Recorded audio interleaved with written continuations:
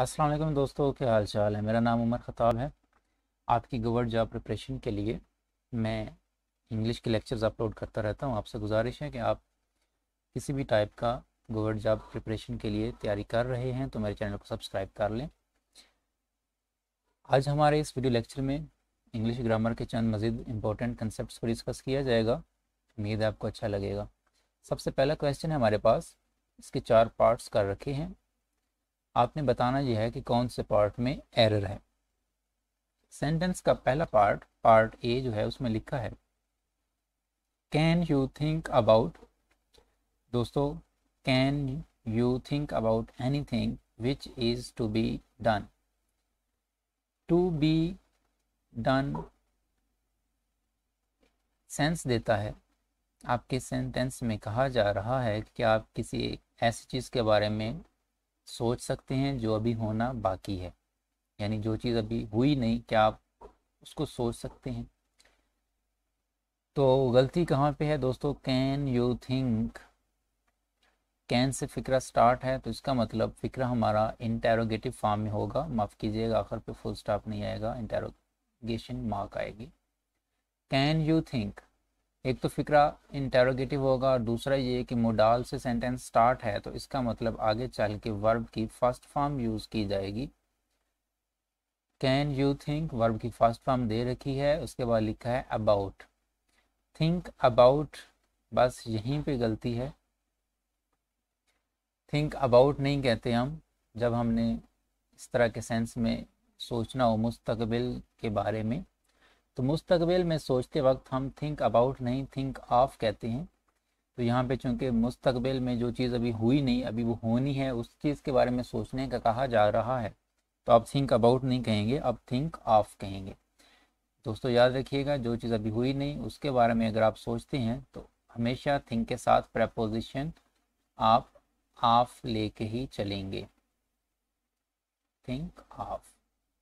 तो यहाँ पे जो हमारी एरर थी वो पार्ट ए में हमें मिल चुकी है। पार्ट बी को चेक कर लेते हैं। एनीथिंग विच इज, देखो रिलेटिव प्रोनाउन दोस्तों यूज़ किया गया है तो इसका मतलब इसका सब्जेक्ट ये होगा एनीथिंग, और इसकी जो वर्ब है वो विच के दूसरी तरफ दी जाएगी। तो इज जो है वो एनीथिंग के अकॉर्डिंग बिल्कुल ठीक है। तो पार्ट बी में कोई गलती नहीं थी। टू बी डन, टू के साथ बी वर्ब की फर्स्ट फॉर्म और बी के बाद हमेशा वर्ब की आगे चल के हम थर्ड फॉर्म इस्तेमाल किया करते हैं। तो पार्ट सी भी बिल्कुल करेक्ट है। जो हमारी एरर थी वो पार्ट वन में थी, तो पार्ट वन यानी ए में एरर थी। सेंटेंस करेक्ट होगा, can you think of anything which is to be done. क्या आप किसी ऐसी चीज़ के बारे में सोच सकते हैं जो अभी होना बाकी है। नेक्स्ट स्लाइड हमारे पास दोस्तों, she is stronger enough to do it whenever she wants. वो इस कदर मजबूत है कि वो जो भी चाहे वो कर सकती है, जब भी चाहे वो कर सकती है। सेंटेंस का पार्ट ए कह रहा है शी इज़ स्ट्रांगर। शी के साथ इज़ बिल्कुल ठीक है, और स्ट्रांगर, स्ट्रांगर आपको पता है कि कंपैरेटिव डिग्री है एडजेक्टिव की, और कंपैरेटिव डिग्री जब भी आप एडजेक्टिव की यूज़ करते हैं तो आगे चल के हम क्या करते हैं, हम कंपैरिजन जिस चीज़ के साथ किया जा रहा है उससे पहले हम देन का इस्तेमाल करते हैं। यानी अगर आप एडजेक्टिव की कंपैरेटिव डिग्री अपने सेंटेंस में इस्तेमाल कर रहे हैं तो देन का आना तो मैंडेटरी है, ये लाजमी आता है। लेकिन जैसे ही मैं पार्ट बी में आता हूँ, यहाँ पे मुझे मिलता है enough to do it whenever she wants. दोस्तों यहाँ पे देन का इस्तेमाल नहीं किया गया, तो इसका मतलब यहाँ पे कंपैरेटिव डिग्री तो इस्तेमाल हो ही नहीं सकती। दूसरी चीज़ आप ये भी देख सकते हैं कि शी का किसी दूसरी चीज़ के साथ कंपैरिजन नहीं किया गया कि शी जो है वो उस दूसरी लड़की से या किसी दूसरी चीज़ से ज़्यादा स्ट्रांगर है। कंपैरिजन का सेंस तो बिल्कुल नहीं है, देन का इस्तेमाल भी नहीं है, तो कंपैरेटिव डिग्री तो आ नहीं सकती। ये चीज़ तो क्लियर होगी। अब कंपैरेटिव डिग्री नहीं आएगी तो क्या आएगा दोस्तों, यहाँ पे लिखा है पार्ट बी में इनफ। आपने इनफ के बारे में याद रखना है। इनफ जो होता है ये हम नाउन के साथ भी इस्तेमाल करते हैं और इसका हम इस्तेमाल एडजेक्टिव के साथ भी किया करते हैं। याद ये रखना है कि जब ये नाउन के साथ होगा तो इसकी प्लेस जो होगी वो नाउन से पहले होगी, यानी नाउन से पहले लिखा जाएगा। मिसाल है, लिखा होगा इस तरह से, इनफ शुगर, इनफ बॉयज, ठीक है, इस तरह से, यानी नाउन से पहले लिखा होगा। और अगर हम इनफ को एडजेक्टिव के साथ इस्तेमाल करना चाहते हैं, क्योंकि ये एडजेक्टिव के साथ भी इस्तेमाल होता है, नाउन के साथ भी इस्तेमाल होता है, एडजेक्टिव के साथ अगर आप इस्तेमाल करते हैं तो फिर ये इनफ जो होता है ये एडजेक्टिव के बाद में आता है, यानी एडजेक्टिव पहले दे दिया जाता है। अगर नाउन के साथ होगा तो नाउन के साथ इस्तेमाल होने के साथ में ये पहले आएगा, और एडजेक्टिव के साथ इस्तेमाल कर रहे हैं तो फिर ये एडजेक्टिव के बाद लिखा जाता है। एक चीज़ तो ये हो गई। यहाँ पे हमने इसको एडजेक्टिव के साथ ही यूज़ किया है। यहाँ पे स्ट्रॉन्गर आपका क्या है, एडजेक्टिव है, और कौन सी डिग्री में है, कंपैरेटिव डिग्री में है। लेकिन इनफ जो होता है ये जब भी एडजेक्टिव के साथ इस्तेमाल किया जाता है वो एडजेक्टिव आपका लाजमी पॉजिटिव डिग्री में ही होना चाहिए, किसी और डिग्री में हम उसको नहीं लिख सकते। तो आपको गलती मैं उम्मीद करता हूँ मिल चुकी होगी। यहाँ पे जो कंपैरेटिव डिग्री दे रखी है, यहाँ पे कंपैरेटिव की जगह पे पॉजिटिव डिग्री आना चाहिए था, शी इज़ स्ट्रांग इनफ होना चाहिए था। दूसरी चीज़ जिससे हम समझ सकते हैं कि यहाँ पे पॉजिटिव डिग्री आएगी वो है यहाँ पे टू डू लिखा हुआ है।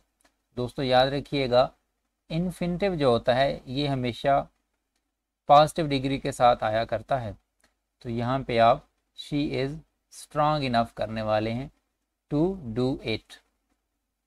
When ever she wants, whenever जब भी वो चाहे, शी वांट्स, ठीक है, शी के साथ हम एस का इजाफा किया करते हैं।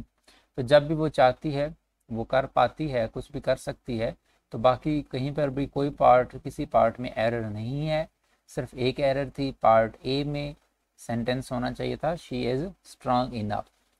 नेक्स्ट क्वेश्चन पे चलते हैं दोस्तों। द पर्सन खाली जगह we thought was guilty prove to be innocent.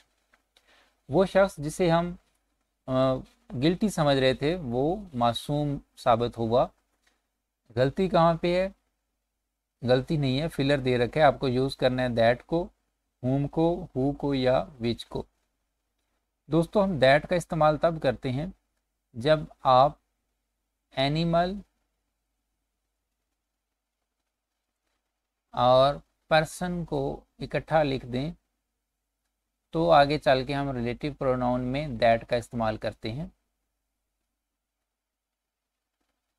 Uh boy and a dog, खाली जगह, वर लॉस्ट एस्टरडे।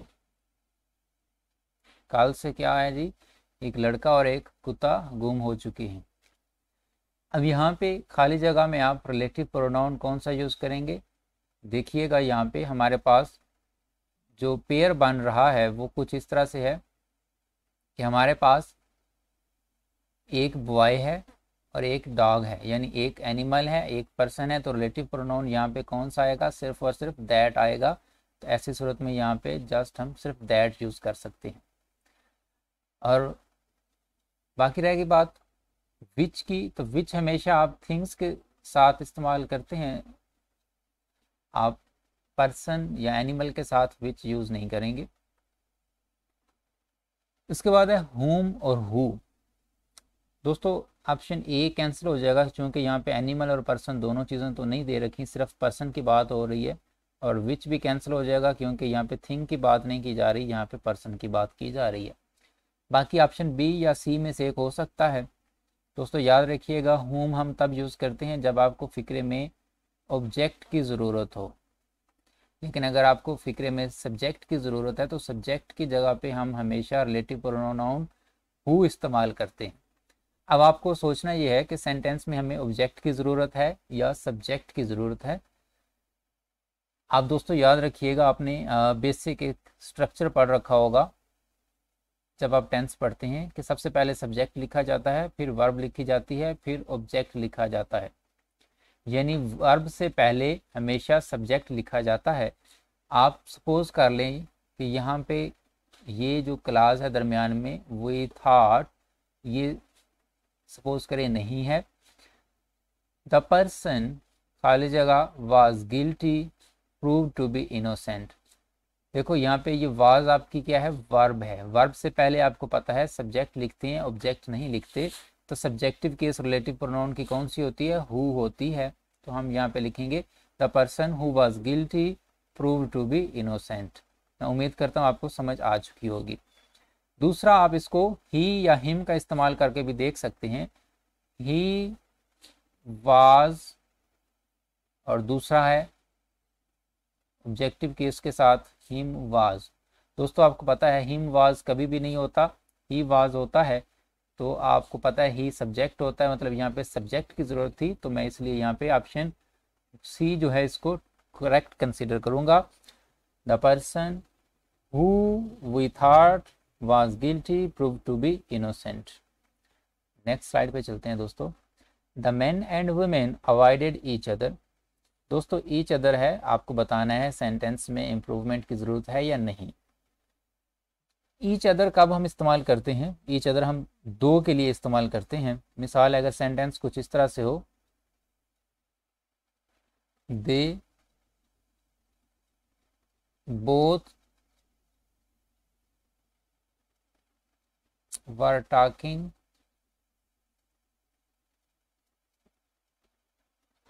टू खाली जगह। दोस्तों अब आप सोचिएगा यहाँ पे ईच अदर हम तब इस्तेमाल करते हैं जब दो की दरमियान बात की जा रही हो। ईच अदर या वन एंड अदर ये रेसिप्रोकल प्रोनाउन होते हैं। दो के लिए हम हमेशा ईच अदर का इस्तेमाल करते हैं, और अगर दो से ज़्यादा हों तो फिर हम वन एंड अदर का इस्तेमाल करते हैं। आपके इस सेंटेंस में दोस्तों आपको एक लफ्ज़ है जो कि इंडिकेट कर रहा है कि यहाँ पे कितनों की बात की जा रही है, दो की बात की जा रही है। बोथ मीन्स दो, ठीक है। तो दो की अगर बात हो रही है तो यहाँ पे इस सेंटेंस में आना चाहिए था they both were talking to each other, यानी वो एक दूसरे से बात कर रहे हैं। लेकिन अगर नंबर आपको क्लियर ना हो कि वो दो हैं या दो से ज़्यादा हैं, तो ऐसी सूरत में आप वन एंड अदर को लेके फॉलो करते हैं। आपका ये जो सेंटेंस है द मेन एंड वुमेन, ये भी प्लूरल नाउन है और ये भी प्लूरल नाउन है, यानी बहुत सारे मर्द हैं और बहुत सारी औरतें हैं, दो नहीं हैं, ज़्यादा हैं। वो क्या कर रहे हैं, वो एक दूसरे को अवॉइड कर रहे हैं। बहुत ज़्यादा हैं, दो से ज़्यादा हैं, तो आप दो से ज़्यादा की सूरत में हमेशा वन एंड अदर का इस्तेमाल करते हैं। तो करेक्ट ऑप्शन आपका ए होगा यहाँ पे, the men and women avoided one and other. इसके अलावा यहाँ पे लिखा है बोथ एंड अदर या मोर एंड अदर। तो दोस्तों याद रखिएगा बोथ एंड अदर भी एक रॉन्ग एक्सप्रेशन है, कभी यूज़ नहीं होता। मोर एंड मोर तो यूज़ किया जा सकता है, मोर एंड अदर कभी यूज़ नहीं होता। ये दोनों रॉन्ग एक्सप्रेशंस हैं। तो हमारा correct answer one and other ही रहेगा। नेक्स्ट स्लाइड है हमारे पास दोस्तों। ही गेव मी 1.5 रुपी, उसने मुझे 1.5 रुपये दिए। सेंटेंस में एरर कहाँ पे है, पार्ट 1 कहता है ही गेव, वर्ब की दूसरी फॉर्म यूज़ कर रखी है, मतलब पास्ट का टेंस है, तो बिल्कुल ठीक है। ही गेव यहाँ तक बिल्कुल सही हो गया, पास्ट इंडेफिनिट में बनाया गया है। अब गेव जो है वो एक ट्रांसिटिव वर्ब है, और ट्रांसिटिव वर्ब है तो उसको अपने बाद एक ऑब्जेक्ट लाजमी चाहिए। तो यहाँ पे मी जो है ऑब्जेक्ट है, तो यहाँ पे यहाँ तक ही गेव मी बिल्कुल सेंटेंस ठीक है। उसके बाद दिया हुआ है 1.5 रुपीज़। दोस्तों यहाँ पे आपने एक कंसेप्ट याद रखना है कि अगर आपके सेंटेंस में न्यूमेरल एडजेक्टिव यूज़ किया जाए, न्यूमेरल एडजेक्टिव ऐसा एडजेक्टिव होता है जो गिनती का कोई लफ्ज़ जाहिर करे, मसलन 2, 3, 4, 5, वो एडजेक्टिव्स जो नंबर को जाहिर करते हैं उन्हें हम क्या कहते हैं, न्यूमेरल एडजेक्टिव कहते हैं। अगर आपके सेंटेंस में न्यूमेरल एडजेक्टिव दे रखा है, उसके बाद आपने जो नाउन इस्तेमाल करना है वो नाउन आपको उस नंबर के अकॉर्डिंग यूज़ करना है। यानी अगर वो नंबर 1 है तो आप नाउन सिंगुलर रखेंगे, ठीक है, 1 बॉय। अब चूंकि दोस्तों ये यहाँ पे न्यूमेरल एडजेक्टिव 1 था तो मैंने बॉय को सिंगुलर रखा, लेकिन अगर ये न्यूमेरल एडजेक्टिव मोर देन 1 हो जाए तो फिर आप नाउन को प्लूरल कर देते हैं। मिसाल है 2 होता तो इधर बॉयज़ हो जाता। ठीक है, एक हमारे पास कंसेप्ट ये है। दूसरा ये है कि बाज़ दफ़ा क्या होता है कि नुमेरल एडजेक्टिव के बाद नाउन नहीं दिया हुआ होता, नुमेरल एडजेक्टिव के साथ एक और वर्ड भी दे दिया जाता है।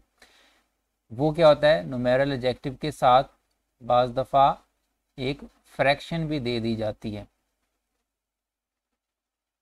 फ्रैक्शन मीन्स कि एक कंप्लीट नंबर ना होना, एक का आधा होना, क्वार्टर होना, ठीक है, उसको हम कहते हैं नुमेरल एडजेक्टिव।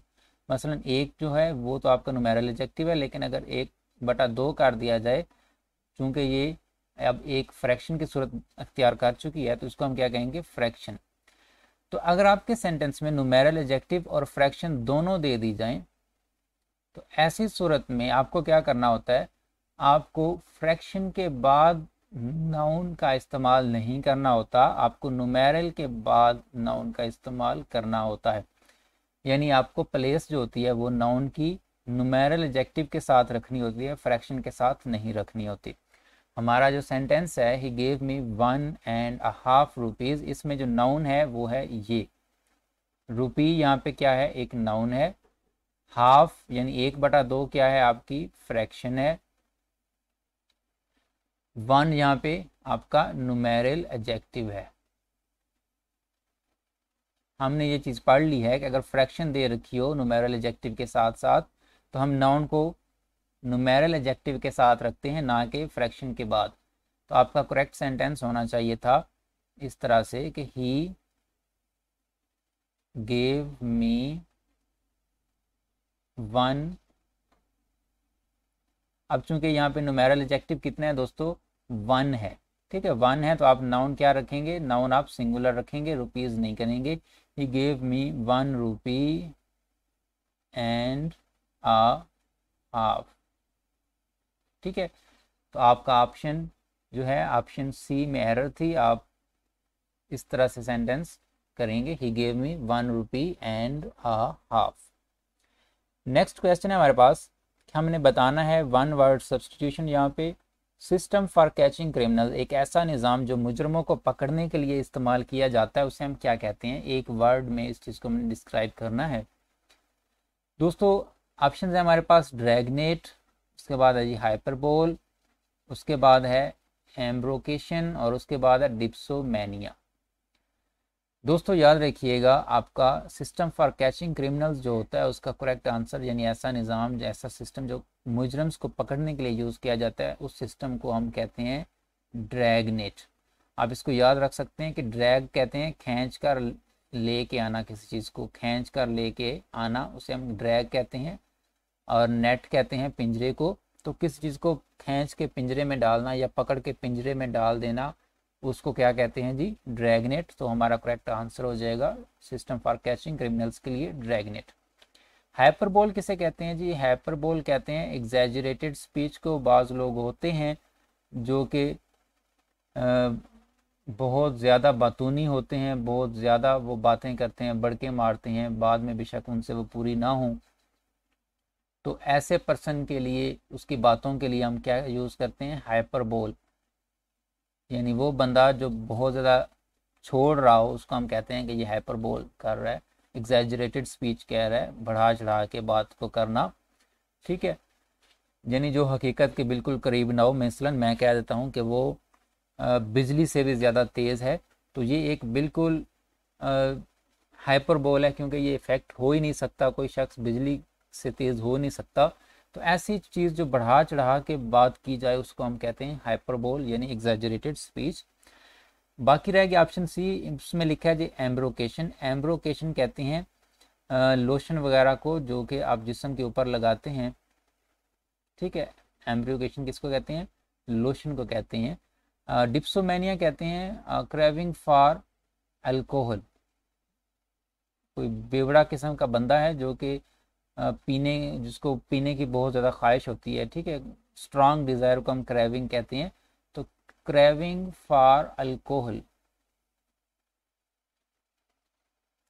बहुत ज़्यादा जब आपकी ड्रिंक करने की ख्वाहिश हो, जिसके आप कंट्रोल ही ना कर सकें, ऐसी ख्वाहिश जो अनकंट्रोलेबल है और बहुत ज़्यादा स्ट्रांग डिज़ायर हो अल्कोहल पीने के लिए, अल्कोहलिक या अल्कोहलिज्म आप उस कह सकते हैं, उसको हम कहते हैं डिप्सोमैनिया, क्रेविंग फॉर अल्कोहल। तो हमारा correct answer system for catching criminals के लिए ऑप्शन ए होगा।